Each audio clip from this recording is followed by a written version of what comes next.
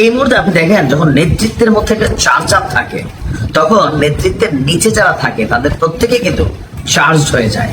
কথা বলছি এই মুহূর্তে বিশ্বের নজর সরে যাওয়া সেই ইসলির বিরুদ্ধে ইরানের প্রক্সি টিম বা বি টিম, আমাদের গাজার বীর যোদ্ধাদের কথা। মানে ইরানের মধ্যে যে অভিযান চলছে বা ইরান যে অভিযান চালাচ্ছে, এরপরে মোটামুটি চার্জ আপ হয়ে গেছে ইরানের টোটাল প্রক্সি টিম। অথবা ইসরায়েল যেমন আমেরিকা যেমন কাউকে সাইজ করতে হইলে ইসরায়েলকে ব্যবহার করে, তাদের বিভিন্ন সংস্থাগুলোকে ব্যবহার করে, ইরানের এমনি টার্গেট করে। আমি আবারও বলি, যারা নতুন নতুন নিউজ শোনেন, মধ্যপ্রাচ্যে ইরান একমাত্র শক্তি যারা তাদের প্রক্সি টিম পালে। প্রক্সি টিম বোঝেন নাই, অনেকে বোঝেন আবার বোঝানো নাই। ধরেন আমি একজন এমপি, কথার কথা, তো আমার আপনার সাথে ভাই গোসা উঠছে, তো আমি করবো কি, আমার XYZ যে কালা, তারপর কি ধরেন কালা বা রহিম, তারপর কান কাটা রমজান, এরকম কিছু থাকে না যে বুলেট বাবু, তো এদেরকে বললাম ভাইয়ের তো মাইন্ড লাগছে, যাই আপনারা দিব ঠুস করে একটা। তো ইরানও এরকম প্রক্সি টিম পালে। এরা কোথায় থাকে? এরা ফিলিস্তিনে থাকে, এরা লেবাননে থাকে, ইয়েমেনে থাকে, ইরাকে আছে, সিরিয়া আছে। তো এই টিমগুলো দিয়া ইরান যখন নিজে কোনো কাজ করতে পারে না, সেটাকে ধুচায় কোন দিক দিয়া? প্রক্সি টিম দিয়া।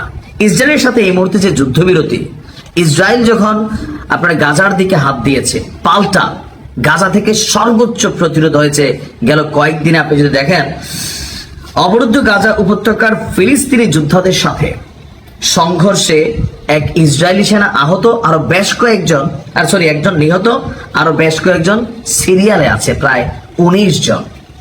এই মুহূর্তে গাজাতে স্থল অভিযান চলছে। স্থল অভিযান বলতে আকাশ থেকে বোমা টোমা মারা শেষ, বিল্ডিং তো আর নাই, পুরাই পক্ষে এখন দরকার হচ্ছে আমাদের বীররা কোথায় আছে বা তাদেরকে কিভাবে খুঁজে পাওয়া যাবে, বাড়ি ঘর থেকে ধৈরা নিয়ে আসবে, এই মেন্টালিটি ছিল।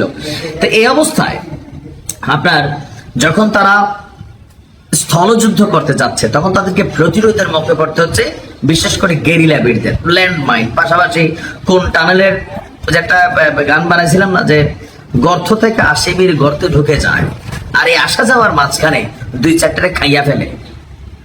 আমি যদি লাস্ট দেখি আজকে যে জায়গায় ঘটনা ঘটছে, এটা হচ্ছে আপনার জাবারিয়া, খুবই গুরুত্বপূর্ণ একটা এলাকা।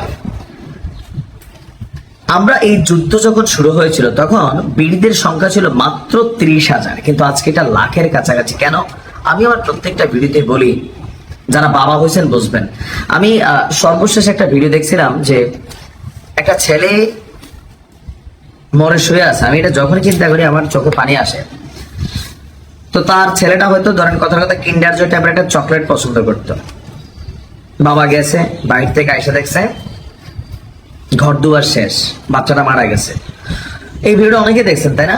বাবা বসা ছিল পাশে আর কান্না করতেছিল একজন পিতা হিসাবে। তো সেই প্রিয় চকলেটটা মৃত ছেলের হাতে এভাবে দিয়েছে। অনেকক্ষণ কান্না করতেছিল যে চকলেটটা কিনে না, ছেলেটার চকলেটটা খাওয়াইতে পারে নাই, এটা কাফনের কাপড়ের সাথে দিয়ে দিছে। যদিও এটা বেদাত, বাট একজন পিতার আবেগের সামনে। তো এই যে পিতা যিনি তার সন্তান হারালেন, এই যে স্বামী যিনি তার স্ত্রী হারালেন, এই যে দৃশ্যপট যারা এগুলো হারাইছে, তাদের অনুভূতি আপনি আমি এই কমেন্ট স্ট্যাটাসে বুঝাইতে পারবো না। গেরিলা বীরদের সংখ্যা বৃদ্ধি পাওয়ার একটাই কারণ, যার পুরোটা ফ্যামিলি শেষ, ঘর বাড়ি বসত শেষ, তার এই জীবনটা তার কাছে বোঝা। সে চিন্তা করে আমি একজন মরমু, 10টারে মারবো। এটা খুবই একটা জাতিকে কোন জায়গায় নিয়ে যেতে পারে আপনি ভাবতে পারেন? বাংলাদেশ সরকার প্রধান হলো কেমনে, একটা ছেলে মারা গেল, বাকিরা বললো যে মারেন একদম বুক চিতায়া। যারা মারে তারা ভয় পাইছে, কি বলছিল, একটা মূল্য আরেকটা দাঁড়াই যায় স্যার। ওইটাই এই জাতির পরাজয় হবে নিশ্চিত। আর ইরান এখন প্রক্সি খেলছে, খেলা দরকার, সাইজ করতে হবে। ভালো থাকবে।